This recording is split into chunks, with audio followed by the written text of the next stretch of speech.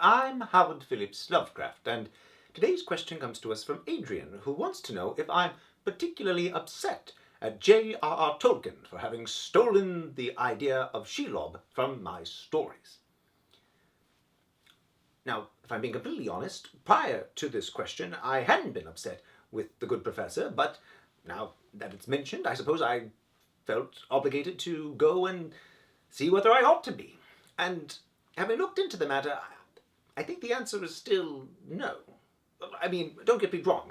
Shelob, of course, is a rather large, frightening creature found in the dark and in caves where I suppose many of my own creatures are often found, but that's about where the similarity ends, because Shelob, for all of her terrifying qualities, is mostly just a really big spider.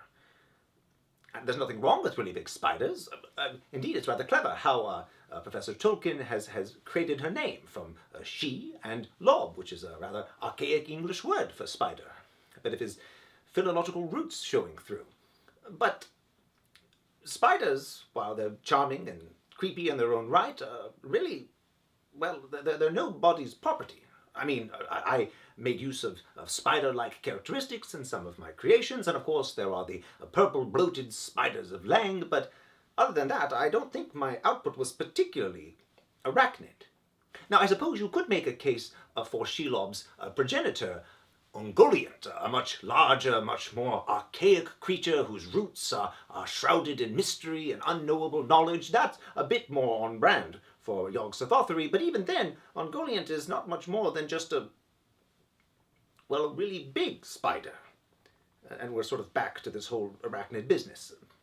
The truth is, I have nothing but respect for the work that Professor Tolkien did in crafting the mythology surrounding his stories. Indeed, he was very consciously trying to create a mythology for the British people, and I think that's admirable. And while I, of course, was tinkering about with my own mythos, with my own gods and monsters, I don't think there was very much overlap between his stories and mine. I certainly don't think he stole anything from me. Except, of course, for Tom Bombadil. He knows what he did. As always, I'm Howard Phillips Lovecraft. Thank you.